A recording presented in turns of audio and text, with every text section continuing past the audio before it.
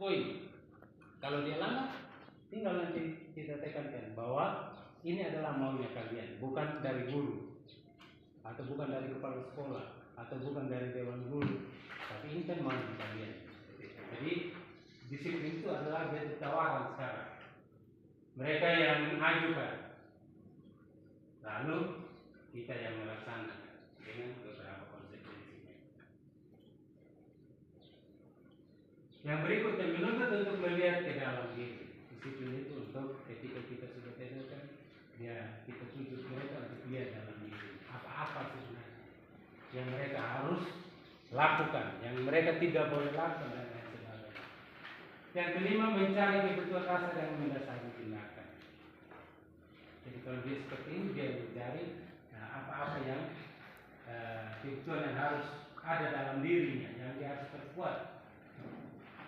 Yang berikutnya, fokus pada karakter bukan tindakan. Jadi kalau kita melakukan disiplin bukan karena tindakannya disuruh bertindak begini, jadi ada disiplinnya. Tetapi itu sudah tertanam sebagai sebuah karakter. Yang ketujuh, kita akan menguatkannya. Menguatkan dalam artian bahwa ketika itu 1 sampai 6 tadi sudah ada, kita harus kuat. Lalu cari solusi. Setelah ditemukan sendiri, lalu setelah ditemukan, kita cari solusi terbaik supaya jangan terulang lagi. Yang terakhir, kita mengembalikan murid yang berbuat salah pada kelompok. Kalau ini adalah mungkin kita masih dalam tahap pembinaan, dia masih seperti itu, kita mengembalikan pada kelompoknya. Nanti ini juga bisa dalam bentuk komunitas yang mungkin akan dipandu oleh guru bimbingan. Ada mungkin sekian banyak poin yang kita sudah terapkan, dia belum berubah juga. Akan kita bentuk yang namanya kelompok berdasarkan studi kasus nanti yang dibimbing oleh guru bimbing. Oke, mungkin itu gambaran awalnya. Saat ini mungkin kita akan masuk pada poin berikutnya, bagaimana itu keyakinan sekolah atau keyakinan kelas. Dan lalu ketika saya sampaikan, sekolah bilang sudah ada beberapa teman yang mengatakan setiap pembelajaran ada kesepakatan kelas. Kalau teman-teman duduk pelatihan biasanya muncul, apa kira-kira kesepakatan kelas kita? Datang tepat waktu, tidak boleh merokok di ruangan, ikuti dengan tertib dan lain sebagainya, tidak boleh begini. Itu adalah kesepakatan kelas. Ini juga kita akan terapkan di dalam pembelajaran kita. Jadi setiap guru harus membuat yang namanya kesepakatan kelas, kesepakatan belajar ketika dia melakukan pembelajaran pada satu materi atau mata pelajaran. Mengapa keyakinan bukan peraturan kelas? Ini yang mau kita rubah. Kalau kita omong peraturan, tidak berarti bahwa peraturan itu tidak berimbas atau tidak punya nilai atau sudah tidak pas lagi. Dalam kaitannya dengan zaman sekarang, kita atau orang mungkin yang punya analisa ke depan atau sesuai dengan apa yang para pakar pikirkan, mereka merubahnya menjadi sebuah keyakinan bahwa kalau kita omong peraturan, sepertinya dia terlalu sifatnya umum, tidak istilahnya menggali dari apa yang anak mau. Yang sudah ada kita ikut saja begitu. Tetapi kalau keyakinan kelas berarti apa yang diyakini itu yang kita terapkan. Seperti itu. 2. Mengapa ada keyakinan kelas? Lalu yang ketiga, bagaimana mewujudkan sebuah keyakinan kelas yang efektif? Nah, dari ketiga pertanyaan penuntut ini dapatlah kita menganalisanya bahwa sebuah keyakinan sekolah atau kelas dapat menciptakan sebuah nilai keselamatan atau kesehatan. Itunya muncul berdasarkan 3 pertanyaan penuntut. Dari 3 pertanyaan ini dapatlah kita simpulkan bahwa ini dapat menciptakan sebuah nilai-nilai keselamatan atau kesehatan yang disebut dengan keyakinan yang memiliki nilai-nilai kebajikan. Dari penerapan kita ini, kita akan munculkan nilai kebajikan. Contoh, kalau siswa tidak boleh terlambat. Mungkin nanti bahasa positifnya datang tepat waktu. Kebajikannya apa? Ya disiplin. Seperti itu. Jadi apa yang kita mau terapkan? Datang tepat waktu, nilai kebajikannya apa? Disiplin. Jadi itu nanti disepakati melalui bentuk bisa, kalau kesepakatan belajar ya mungkin dia tersirat saja tanpa kita ini. Tapi kalau sudah merupakan keyakinan atau yang kita kenal selama ini dengan peraturan atau tata tertib, ya bisa harus dalam bentuk tersurat atau bisa dipajang untuk dijadikan peraturan pijakan untuk kita bisa tegakkan yang namanya disiplin, baik itu di sekolah ataupun teman-teman di yang dapat tugas tambahan sebagai wali kelas. Kemarin kami coba praktekkan satu pola yang kita mau terapkan selama ini. Ada yang namanya segitiga restitusi. Contoh kalau ada anak yang bermasalah, dia mungkin sudah sering bolos. Ketika KBM dia sering keluar, tugas-tugas dia tidak pernah lakukan atau kerjakan dan lain sebagainya.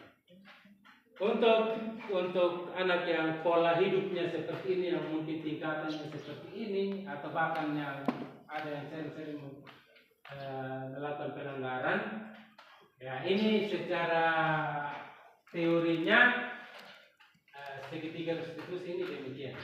Pertama itu kita harus menstabilkan identitas. Nanti videonya saya akan coba bagikan di grup nanti. Itu kemarin kami lakukan. Saya pakai dua siswa kelas 9. Menstabilkan identitas maksudnya ketika kita panggil anak, mungkin selama ini kita langsung begitu panggil anak tanpa tahu tanya masalahnya, bisa kita langsung kasih hukuman. Tetapi dengan pola segitiga restitusi, nanti penerapannya dia sedikit berbeda. Kita menstabilkan identitas, artinya tanya-tanya dia dulu, kasih dia penguatan di awal dulu. Lalu dua, baru kita validasi tindakan yang salah. Apa yang salah yang menurut yang dia lakukan. Ketiga, baru kita menanyakan keyakinan. Keyakinan itu yang kita sepakati tadi. Nah, misalnya kalau keyakinan kelasnya, siswa mungkin dalam 1 semester, contoh tidak boleh dia tinggalkan kelas sehari pun misalnya. Nah, nanti itu yang kita akan katakan. Keyakinan kelasnya seperti ini. Kenapa Anda sudah tinggalkan kelas sudah sekian hari? Nanti seperti itu, sehingga nanti dari memberi dia seolah-olah menstabilkan identitas, kita tanya-tanya dulu, lalu baru kita cek dia punya kesalahan, baru nanti kita kembalikan pada keyakinan kelas sesuai dengan apa yang dia buat, itu pelanggaran apa yang dia buat. Untuk menstabilkan identitas seperti ini. Nah, kalau kita panggil ini pasti bapak mama merasa kalau dia sudah salah begini, kenapa mesti pakai lagi pertanyaan-pertanyaan seperti ini. Jadi mungkin kalau kita panggil dia anak-anak yang kategorinya banyak permasalahan, bersalah itu tidak apa-apa. Artinya kalau kita mau diskusi dengan dia atau melakukan pendekatan, tidak ada manusia yang sempurna. Ini kalau ketika begitu kita panggil, kita mau tahu dia punya kesalahan, pertanyaan-pertanyaan ini yang harus kita gunakan. Ya, itu menurut segitiga restitusi. Menstabilkan identitasnya dari cara ini. Terus saya juga pernah melakukan kesalahan seperti ini. Terus kita dapat menyelesaikannya.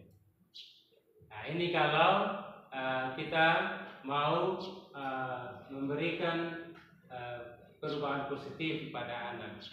Memang berat, mungkin seperti tadi yang saya sudah bilang, karakter anak-anak kita ini yang agak susah diatur, tetapi zamannya menuntut kita untuk menerapkan hal yang seperti ini.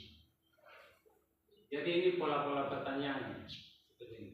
Jadi kalau kita ingin menjadikan anak reflektif, maka kita perlu menanyakan anak dengan pertanyaan-pertanyaan seperti ini. Ini tujuannya adalah supaya anak merefleksikan kesalahannya. Salah itu tidak apa-apa. Kadang biasanya kalau kita panggil anak, bisa saja dia tidak akan ngomong apa-apa, dia akan diam terus. Walaupun kita ajukan pertanyaan, tetapi dengan pola pertanyaan seperti ini, kita mau membuat dia merefleksikan apa yang dia salah. Yang kedua, baru kita validasi tindakannya yang salah. Padahal kamu bisa melakukan hal yang lebih buruk dari ini. Misalnya kita seolah-olah kita pancing supaya dia ngomong, kamu berbuat salah. Kamu pasti punya alasan mengapa melakukan ini. Itu kita validasi tindakan. Kamu perlu bangga pada dirimu sendiri karena kamu telah melindungi sesuatu yang penting buat kamu. Kalau dia tidak jujur ya, kita seolah-olah kasih bahasa-bahasa ironi, bahasa-bahasa sindiran yang nanti dia akan istilah kasarnya dia buka mulut juga untuk oh iya nanti seperti itu. Nah, kalau kita tanya seperti itu nanti dengan sendirinya dia akan munculkan. Dia mengakui tidak kesalahan. Kamu boleh mempertahankan sikap itu, tetapi kamu perlu menambahkan sikap baru. Contoh kalau dia, kamu ambil ini ya, dia akan diam. Penjelasannya mungkin kalimat ini terjadi dalam kolaborasi, tetapi kita akan menanyakan keyakinan. Setelah tadi yang saya katakan, kalau dia sudah melanggar, dia sudah mengakui, baru kita tanya sudah keyakinan sekolahnya seperti ini, keyakinan kelasnya seperti ini.